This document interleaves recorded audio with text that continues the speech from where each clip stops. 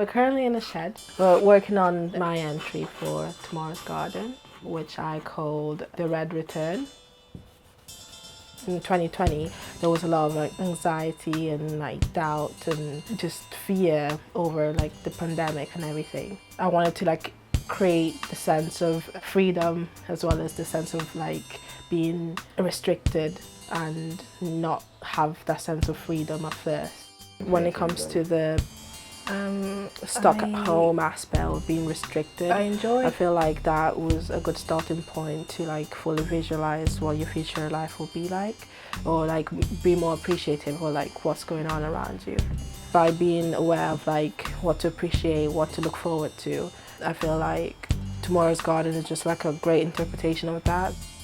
I just was able to draw anything to touch on the aspect of your anxieties and all the stresses that you have that feel like a big deal.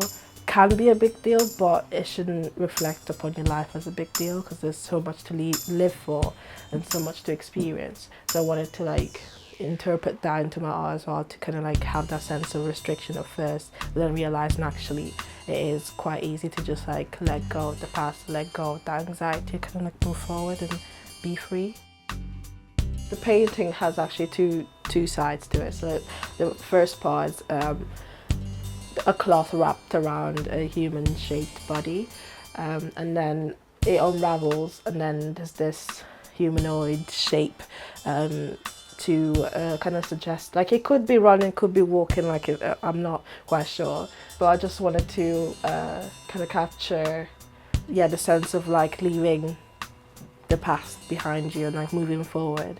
So actually the first bit of the paint is going to have a light bulb that's switched off, and then this light bulb will be switched on, and I wanted to also kind of relate to the tomorrow's garden theme, which is lanterns and lights and stuff like that. So I wanted to kind of not literally capture the sense of freedom and seeing through the dark, but at the same time I wanted to touch on that notion a little bit. I want it to be displayed kind of on the floor, on grass ideally, because I'm planning to have the background blue, light baby blue, and then the red cloth, and red is actually the opposite color of green, and I feel like it would be a really nice contrast, and it would be eye capturing once it's placed. And I wanted it to be on the floor because it's not necessarily an art piece that has to be on the wall, that has to be appreciated for the art that it is, where more about the normality of it really. It just because it's a work of art, that doesn't mean it has to be displayed on a plinth. It can be displayed anywhere. It doesn't diminish its purpose. So I felt if it was on the floor, it kind of feel more grounded. When it comes to my art, I don't like it to be too literal. I don't want it to be too my point of view. I want it to be able to talk to my audience, as well as my audience being able to interpret it as however they want to interpret it. Every art piece I make, it's always a bit of a challenge. So when I complete it, I feel more at ease and more peaceful. As an artist, you're never satisfied with what you create. You always wish you did more. In this case, yes, I do wish I did a bit more, more detail perhaps, or just refined it a bit more. But at the same time, I feel everything happens for a reason. So if it turned out this way, it could have a purpose this way.